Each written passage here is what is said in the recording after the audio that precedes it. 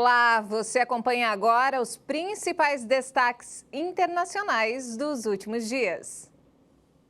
E a vacina anti-Covid da Pfizer-BioNTech é eficaz contra as novas variantes e ainda não precisa ser adaptada. Foi o que afirmou o fabricante, que recomenda a aplicação de uma terceira dose.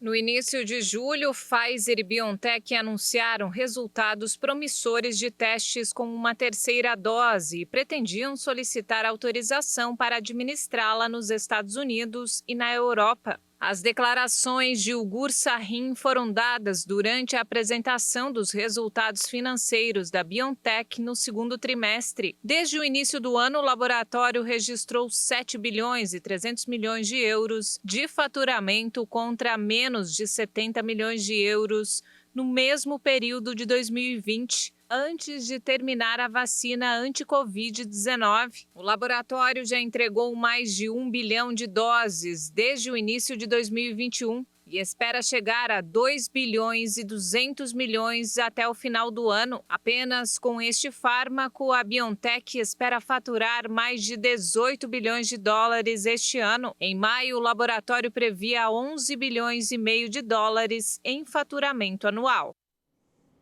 Uma investigação instaurada pelo governo italiano busca identificar compradores de falsos passes anti-Covid pela internet, após a polícia desmantelar uma rede que vendia versões do documento obrigatório para acesso a diversos estabelecimentos no país. Desde a semana passada, o documento concedido a pessoas que se vacinaram contra a Covid-19 com ao menos uma dose ou que apresentaram testes negativos nas últimas 48 horas se tornou obrigatório para o acesso a diversos lugares públicos. 4 suspeitos foram identificados, incluindo 2 menores, que ofereciam réplicas do comprovante em redes sociais. Os passes falsos podiam custar entre 150 e 500 euros. A polícia ainda acrescentou que o anonimato dos compradores foi garantido, pois os pagamentos eram feitos com criptomoedas ou por meio de vouchers em sites de comércio eletrônico.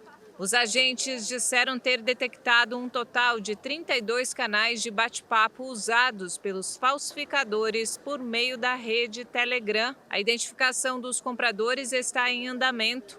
A partir de 1º de setembro, o passe sanitário também vai ser obrigatório em trens e ônibus interurbanos, assim como para professores e alunos. De acordo com o Ministério da Saúde do país, cerca de 20 milhões de italianos baixaram o documento pela internet nos últimos 3 dias. E ainda falando sobre coronavírus, a vacinação vai ser obrigatória entre militares americanos. A decisão foi apoiada pelo presidente Joe Biden. O Pentágono ordenou que todos os membros das Forças Armadas americanas sejam vacinados contra a Covid-19 até meados de setembro. A decisão foi comunicada através de uma nota divulgada pelo secretário de Defesa Lloyd Austin. O documento afirma que a vacinação vai ser obrigatória em todos os serviços até 15 de setembro ou mesmo antes, se a vacina da Pfizer ou outras obtiverem a aprovação total da Agência Reguladora de Medicamentos dos Estados Unidos, a FDA. Em um comunicado, o presidente Joe Biden disse que apoia fortemente essa decisão e destacou que vacinas salvam vidas. Como os imunizantes só tiveram aprovação de emergência, os comandantes militares dos Estados Unidos não haviam obrigado as tropas a tomá-los, como fazem com outras vacinas. De acordo com estatísticas do Pentágono, mais de metade dos 2,5 milhões de soldados na ativa e na Guarda Nacional Federal foram vacinados.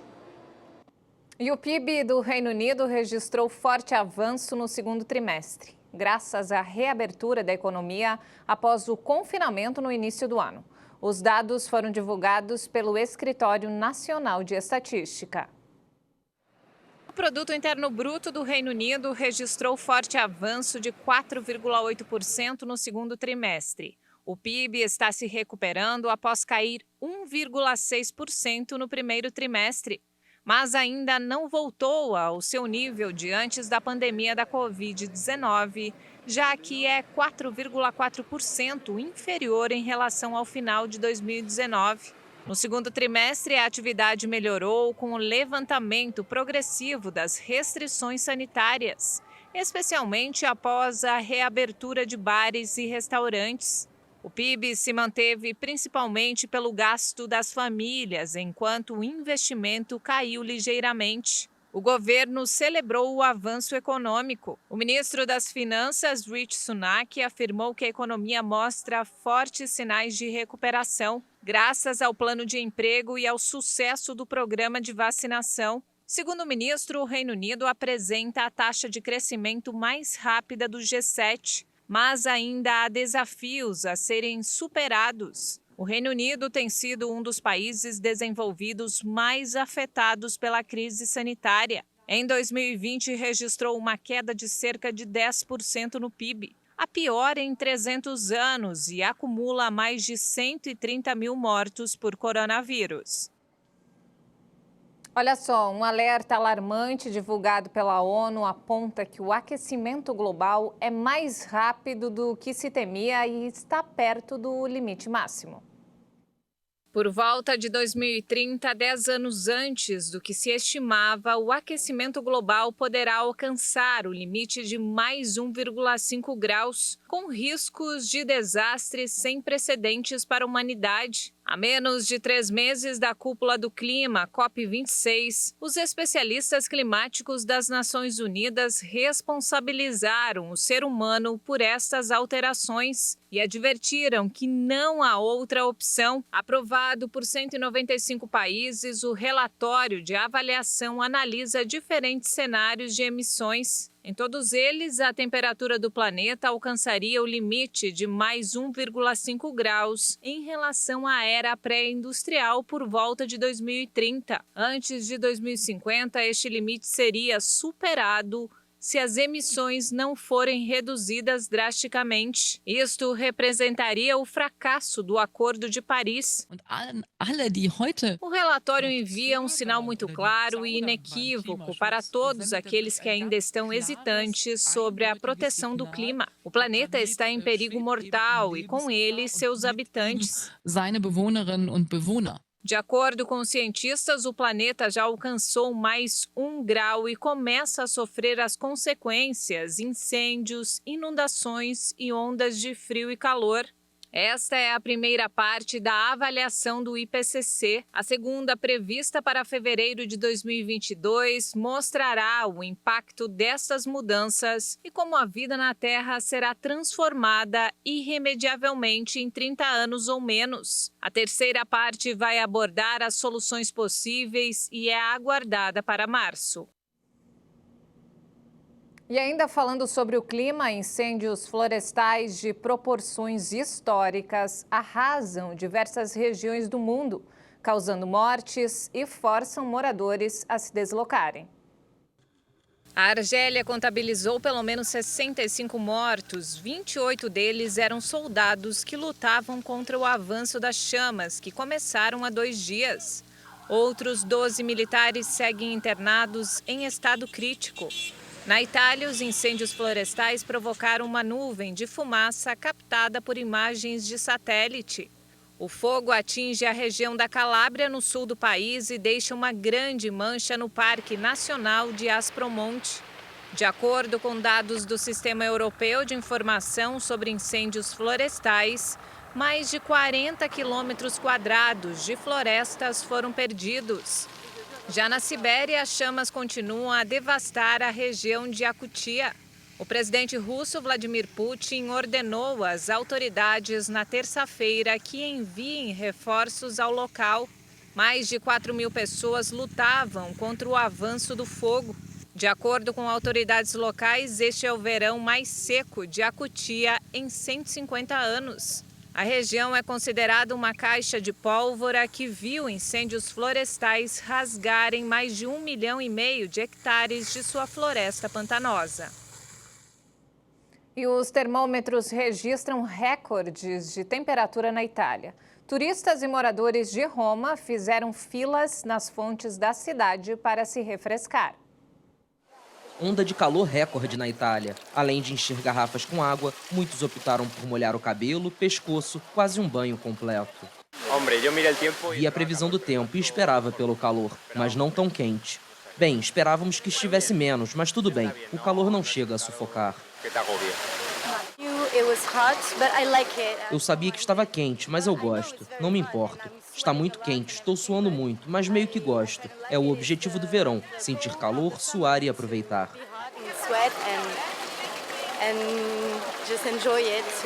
Na Sicília, autoridades regionais registraram uma temperatura recorde na Itália, de 48,8 graus Celsius.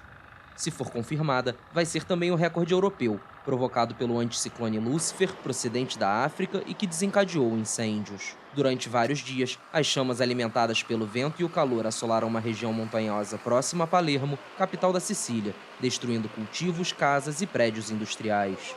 Na Calábria, as chamas ameaçam o Parque Geológico de Aspromonte, reconhecido pela Unesco. Nos próximos dias, o anticiclone deve se mover para o norte, onde as temperaturas devem chegar perto de 40 graus na Toscana durante o fim de semana. E uma geleira derretendo na encosta italiana do Monte Branco causa preocupação de especialistas. Qualificada como temperada, a instável geleira está derretendo, ao contrário das chamadas geleiras polares, ainda congeladas, que atingem a camada rochosa. Isso significa que Plampancier pode deslizar mais rapidamente porque está sobre uma camada de água, o que a torna perigosa para o vale, de acordo com especialistas. Di certo, il comportamento che si è visto nell'ultimo decennio.